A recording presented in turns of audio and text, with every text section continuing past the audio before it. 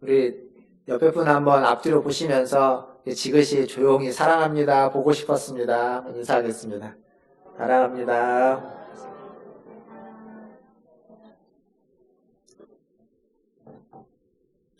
표시해 놓은 자리에 거의 다 앉으신 것 같네요. 이쪽에 한 자리 좀 비어 있어 보이고. 예, 무소식이 희소식이란 말이 있죠.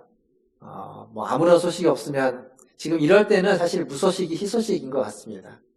그런데 아무리 무소식이 희소식이어도 이렇게 사람이 보고 싶고 만나면 또 그런 어떤 감동과 그 따뜻함이 전해지는 건 또 인지상정인 것 같습니다. 그래서 영상으로 저는 여러분들을 만나지만 또 이렇게 뵈니까 좀 떨어져 있고 마스크를 쓰고 계시니까요. 다들 이렇게 되게 근엄해 보이시고 과묵해 보이시고 아주 멋져 보이십니다. 그런데 우리의 마음, 우리의 저만 지금 마스크를 이제 벗고 있죠. 여기서 설교를 하느라고. 오늘 우리가 이렇게 예배를 드리는 이 날이 부활주일입니다. 부활주일, 1년에 딱 하루이죠. 그리고 기독교 절기 중에 부활주일만큼 중요한 절기가 성탄절입니다. 딱 하루입니다. 성탄절은 12월 25일로 고정되어 있지만 부활절은 고정되어 있지 않습니다. 3월 말부터 4월 말 사이에 음력으로 되어 있기 때문에 변동이 있습니다. 근데 더 중요한 건 성탄절이나 부활절이나 실제로 예수님의 태어난 날이거나 예수님이 부활한 날을 기념하는 건 아닙니다. 그 날 자체는 예수님의 태어난 날과 상관이 없고 예수님이 부활한 실제 날과 상관이 없습니다. 굳이 상관이 있다면 주일, 예수님이 안식 후 첫날에 부활했기 때문에 주일을 부활절이라는 것만 상관이 있습니다. 그래서 주일 자체를 작은 부활절로 지키는 거죠. 그러니까 오늘 저희가 부활주일을 지키지만 더 중요한 건 이 날이 예수님의 부활을 기억하고 기념하면서 하나님 앞에 나아가는 날이라는 사실입니다. 우리가 그것을 꼭 기억하면 좋겠습니다.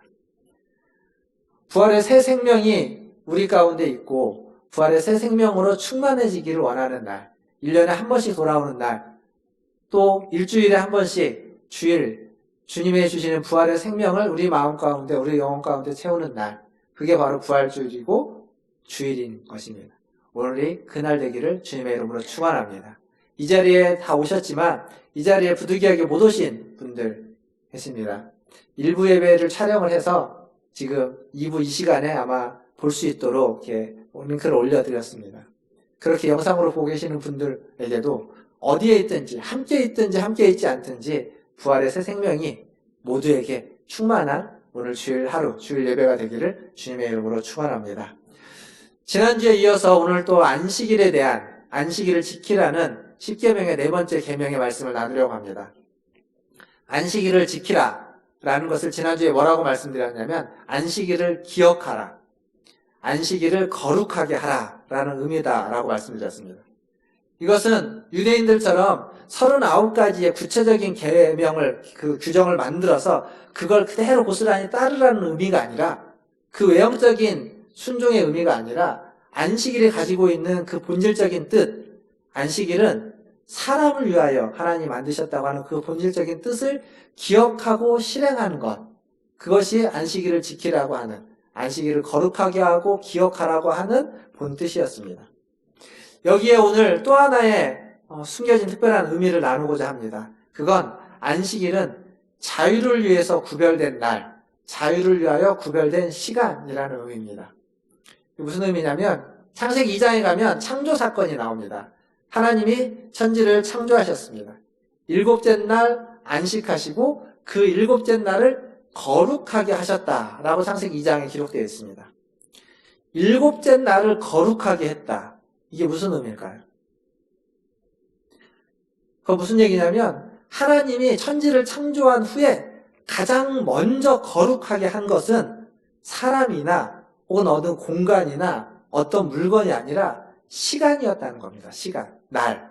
일곱째 날이라는 그 한 날, 그 시간을 하나님이 가장 먼저 거룩하게 했다라는 겁니다. 시간을 거룩하게 했다. 이건 또 무슨 의미일까요? 여러분, 우리는 어떤 공간 혹은 어떤 물질을 추구하면서 그걸 갖고자 애쓰면서 살아갑니다. 한번 생각해 보십시오. 땀 흘려서 일하고 수고하는 이유가 뭡니까? 가장 기본적으로는 돈을 벌어서 우리가 마음 편하게 쉴 수 있는 집 한 칸 마련하는 겁니다. 어떤 공간을 마련하는 거죠. 그리고 그 공간에다가 우리의 필요한 것들을 채우는 겁니다. 가구를 채우고 먹을 것을 채우고 입을 옷을 채우고 그리고 그 채운 것을 사용하는 거죠. 뿐만 아니라 땅을 사고 그리고 어떤 은행이라는 그 은행의 계좌라고 하는 거죠. 통장을 만들어서 그 통장에다가 물질을 채워넣는 겁니다. 그러니까 어떤 공간을 만들고 그 공간에 채우는 것이 우리의 인생에 굉장히 많은 부분을 차지합니다. 한 걸음 더 나아가면 그 공간이 이제 어디로 가냐면 내가 열심히 일하고 열심히 공부하고 열심히 노력해서 성공해서 어떤 한 자리를 차지하는 것. 자리는 뭐 땅과 다른 물질적인 공간은 아니지만 보이지 않는 공간인 거죠. 그래서 그 자리에서 할 수 있는 일들을 행하는 것. 이게 우리가 애쓰고 수고하는 이유입니다. 그 무엇을 그곳에 채우려고 살아갑니다.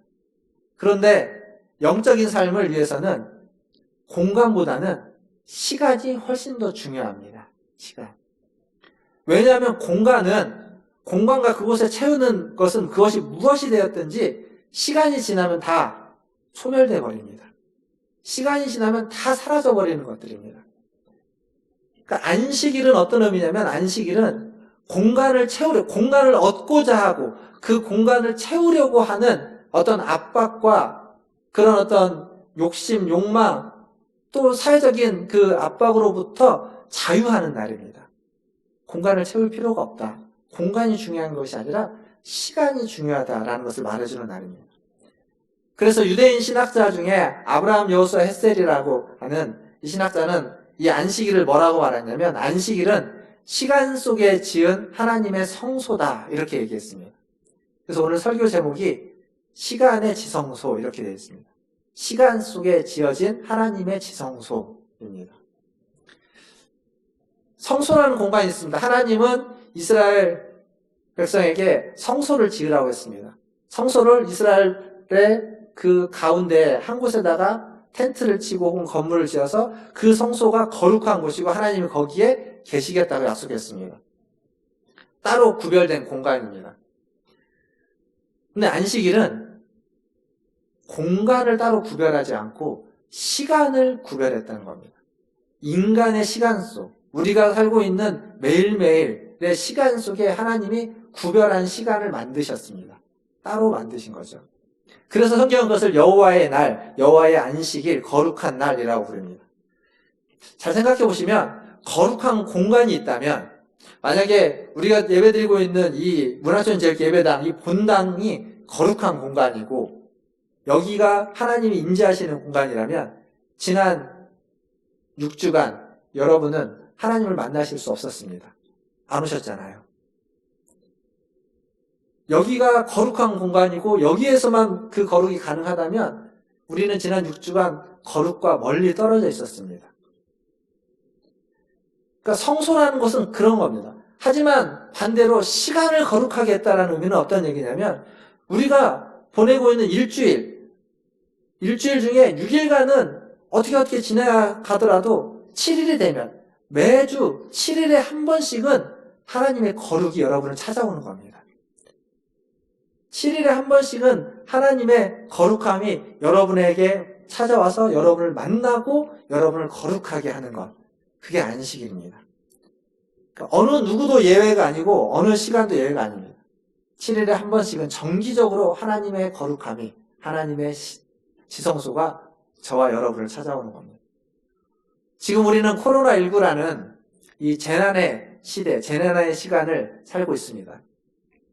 이 재난 속에서 여러 가지 힘들고 어려운 일들이 있습니다. 그러나 아무리 힘들고 어려운 재난의 시간이어도 7일에 한 번씩은 안식의 시간이 찾아온다는 사실을 기억하시길 바랍니다. 그리고 오늘이 바로 그 안식의 시간입니다. 가정에서 예배를 드리느냐, 교회에서 예배를 드리느냐, 혹은 직장에서 일터에서 예배를 드리냐 보다 이게 훨씬 중요합니다. 우리에게 찾아온 그 거룩의 시간, 우리에게 찾아온 그 하나님의 지성소를 우리가 어떻게 받아들이고 어떻게 누리고 있느냐라는 겁니다. 오늘 하루 이 주일을, 이 안식일을 더 거룩하게 구별해서 보내기를 주님의 이름으로 축원합니다. 주님이 기뻐하는 시간으로, 주님과 함께하는 시간으로, 또 주님이 기뻐하시는 일을 하는 시간으로 삼아주시기를 바라겠습니다. 예수님이 그랬죠. 안식일의 주인은 나다 라고 하면서 안식일의 주인이신 예수님이 뭐라고 말했냐면 안식일에는 선을 행하는 것이다. 안식일에는 생명을 구하는 것이다 라고 말을 했습니다. 뿐만 아니라 사람이 안식일을 위해서 있는 것이 아니라 안식일이 사람을 위하여 있다라고 말했습니다. 그 말을 합쳐보면 이런 얘기입니다. 사람을 위하여 하는 일, 사람을 위해서 시간을 보내는 것, 사람을 위해서 일을 하는 것이 안식일을 지키는 것이다. 안식일의 주인이 말씀한 명령에 순종하는 것이다 라는 이야기입니다. 주일에 예배를 드리는 것만으로 우리가 주일을 다 성수하고 주일을 잘 지켰다라고 이야기할 수 없습니다. 거기에서 한 걸음 더 나가야 됩니다. 우리에게 주어진 그 시간을 사람을 위해서, 다른 사람을 위해서 어떻게 하나님과 함께 아름답게 만들어 갈 것인지, 보통 요즘은 그런 걸 디자인한다고 말하죠. 시간을 어떻게 디자인할 것인지, 주일이라는 시간을 하나님의 이 거룩함을 드러내기 위해서, 사람을 섬기는 일을 위해서 어떻게 디자인하고 어떻게 그 안에서 공간의 압박을 넘어서서 자유할 수 있을지를 자꾸 만들어가는 것, 그게 바로 안식일을 거룩하게 지키는 그러한 우리의 모습이야만 하는 겁니다. 저와 여러분에게 우리 모두가 매주마다 그 주일을 더 아름답게 거룩하게 디자인하는 성도들 되시기를 주님의 이름으로 축원합니다. 저는 지난주에 안식일을 지켜야만 하는 이유에 대해서 그런 말씀을 드렸습니다. 출애굽기 20장 11절을 말씀드리면서 안식일은 창조의 완성인과 동시에 재창조의 시작으로서 우리는 지켜야 된다라고 말씀드렸습니다. 오늘은 신명기 5장에 있는 말씀을 가지고 또 두 번째로 안식일을 지켜야만 하는 이유를 살펴보려고 합니다. 5장 15절을 한번 주목해서 다시 보겠습니다. 신명기 5장 15절 제가 읽겠습니다. 너는 기억하라. 내가 애굽 땅에서 종이 되었더니 내 하나님 여호와가 강한 손과 편팔로 거기서 너를 인도하여 내었나니 그러므로 내 하나님 여호와가 내게 명령하여 안식일을 지키라 하느니라. 안식일을 지키라고 한 이유가 뭐냐면 너를 애굽에서 종되었던 애굽 땅에서 건져냈다. 출애굽했다. 그 얘기입니다. 안식일을 지키는 것, 안식일에 쉬어야만 하는 이유를 출애굽기는 하나님의 창조의 안식으로 이야기한다면 이 신명기는 해방, 자유를 통한 안식으로 이야기해주고 있습니다. 유대인들은 애굽에서 종이었습니다. 방금 15절 이렇게 적혀있죠. 애굽 땅에서 종이 되었더니 유대인들은 애굽에서 종이었습니다. 종들에게는 안식이 있을 수 없습니다. 쉼이 없습니다. 주인을 잘 만나서 주인의 아량과 배려로 좀 쉼을 얻을 수 있을지는 모르겠으나 근본적으로 종은 주인이 쉬도록 내버려 두지 않습니다. 구약의 아모스 8장에 가면 그 안식일에 대한 이런 표현이 나옵니다. 안식일이 도대체 언제 지나가느냐 이런 말씀이 있습니다. 이 안식일이 도대체 언제 지나가느냐라는 말은 종이 하는 얘기일까요? 주인이 하는 얘기일까요? 주인이 하는 얘기죠. 종들을 빨리 일시켜야 되는데 안식일이라고 쉬고 있으니 놀고 있으니 빨리 안식일이 지나가면 좋겠다는 거죠. 빨리 데려다가 일시키게. 주인이 하는 말입니다. 그 말은 다른 말을 바꾸면 안식일은 주인을 위해서 있는 날이 아니라 종들을 위해서 있는 날인 겁니다. 주인에게 안식일은 걸림돌입니다. 불편한 거죠. 없었으면 좋겠는 거죠. 하지만 종들에게 안식일은 주인이 아무리 약해도 그날 하루는 쉴 수 있는 것을 보장해주는 날입니다. 안식일 제도 확실하다면 그렇게 되는 거죠. 이렇게 안식일 계명은 하나님이 누구에게 관심을 가지고 있는지를 보여줍니다. 주인이 아니라 하나님은 종들에게 관심이 있다는 것을 보여주고 있는 겁니다.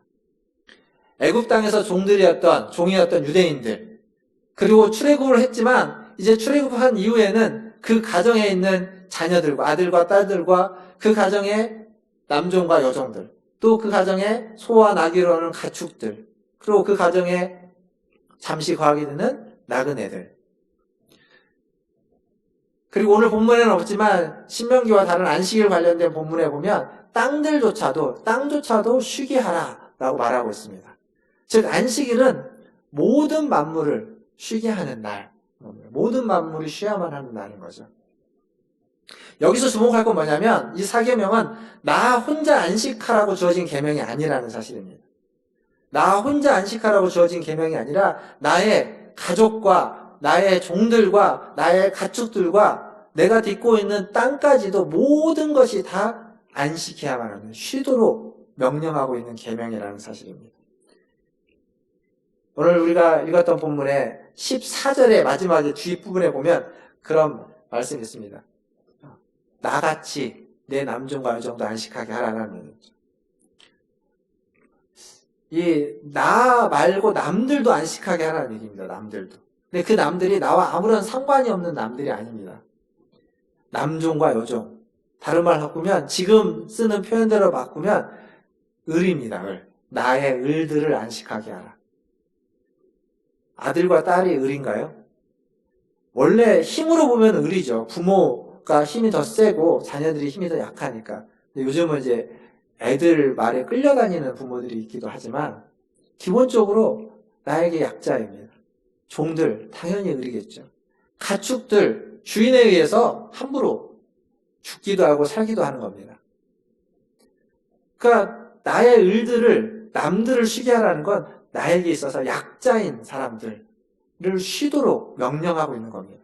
나만 쉬라는 얘기가 아니라, 내가 안식일 계명을 지키는 것은 나만 쉬라는 명령이 아니라 나의 약자들, 상대적인 약자들. 나도 누군가로부터 약자일 수 있습니다. 하지만 누군가가 나로부터 약자일 수도 있는 겁니다. 나의 상대적인 약자들도 쉬게 하라라는 명령이 바로 이 안식일의 계명입니다. 참 좋은 얘기지만 실제로 적용하는 건 어렵습니다. 왜 어렵냐면 안식일, 주일에 온전히 쉬려면 누군가는 어떤 일을 함에 있어서 그 일을 대신해 줄 사람이 필요합니다. 옛날처럼, 고대사회처럼 자급자족하는 시대라면, 그렇다면 내가 그날 먹을 것을 준비를 안 해놨으면 안 먹으면 되는 것이고 뭔가 안 하면 되는 겁니다. 근데 지금 이 시대는 그렇지 않습니다. 이 전기 누군가가 만들어서 공급해 줘야 됩니다. 그냥 무슨 기계나 시스템이 알아서 공급해 주는 것이 아니라 시스템이 알아서 공급해 주죠. 그러나 그것을 관리하고 감독하는 사람은 지금 거기에서 일을 하고 있습니다. 문제가 생길까 봐 대기하는 사람들도 있습니다. 그러니까 우리가 살고 있는 이 시대는 굉장히 복잡합니다. 유통과 서비스와 이런 기술이 발달하면서, 그 공공의 일이 발달하면서 이 안식일이라는 주일이라는 모든 날에 일을 하는 사람이 필요한 겁니다. 근데 거기에서 내가 안식일을 지켜서, 주일을 지켜서 일을 하지 않으려면 나를 대신해서 누군가가 그 일을 해줘야만 하는 겁니다. 만약에 나는 무조건 쉬어야 되겠다라고 고집을 피우고 온다면 어떻게 보면 다른 사람이 그건 이기적으로 비춰질 수도 있는 시대, 그게 지금 우리가 살고 있는 시대입니다. 그렇다면 어떻게 해야 될까요? 정답은 없습니다. 그리고 단순하게 생각해서 이렇게 해야 된다, 저렇게 해야 된다 말하기가 굉장히 어렵습니다. 그러나 함께 생각해 볼 건 이겁니다. 성경이 얘기하고 있는 건 우리가 다 함께 안식할 수 있는 방안을 찾아가고 그러한 노력을 해야만 한다는 겁니다. 안식이 있는 세상, 쉼이 있는 세상을 만들어 가야만 한다는 겁니다. 그 말은 다른 말로 바꿔서 주님이 선을 행하고 다른 사람의 생명을 구하는 일은 안식일에 할 수 있는 일이라는 얘기까지 덧붙여서 생각해보면 누군가가 나의 안식을 위해서 대신 일을 하고 있다면 반대로 다른 때에는 내가 누군가의 안식을 위해서 그 자리를 지켜줄 수도 있어야 된다는 겁니다. 그렇게 서로가 함께 할 때 비로소 이 안식이 함께 공존하게 되고 함께 누리게 된다는 거죠. 나의 안식만을 위해서 다른 사람을 희생시키는 것은 성경에서 안식일을 지키라고 하는, 주일 성수를 하라고 하는 명령에 부합한 순종이 아닙니다. 다른 사람의 안식을 위해서도 내가 희생을 할 수 있어야 되는 겁니다. 그래서 여러분들이 주일에 오면 식당에서 성도님들이 그렇게 봉사하는 겁니다. 토요일에 식당 봉사하고 주일에 식당에서 봉사하는 이유가 뭐냐면 다른 사람의 안식을 위해서 나도 쉬고 싶은데, 나도 그냥 앉아서 먹고 싶은데 일하시는 겁니다. 설거지하는 거고. 그건 안식일을 아주 거룩하게 잘 지키는 섬김인 겁니다. 그게 안식일을 지키는 겁니다. 이렇게 안식은 모든 이에게 평등하게 보장되어야만 합니다. 신명기 아까 5장 14절 마지막에 제가 내 남종과 여종에게 너같이 안식하게 하라 라고 하면서 이 출애굽기에는 없는 너같이라는 표현이 신명기에는 들어가 있습니다. 강조하고 있는 거죠. 내가 안식하듯이, 내가 쉬고 싶듯이 다른 사람들, 내 남종과 여종도 안식하게 하고 쉬게 하라라는 명령인 겁니다. 즉 이 안식에, 이 쉼에 예외가 없다는 겁니다. 모두에게 이건 평등하게 주어져야만 한다는 거죠. 이 평등이라는 게 참 어렵습니다. 평등하게 쉰다는 건 그냥 그래 평등하게 쉬면 되지, 나도 쉴 테니까 너도 쉬어 라고 되어지는 게 아닙니다. 우리가 살고 있는 세상에서 평등이 이루어지려면 세상이 변해야 되는 겁니다. 이 안식일에 대한 어느 박사학위 논문에 이런 구절이 있습니다. 지금 논문에 있는 한 구절을 제가 읽어드리겠습니다.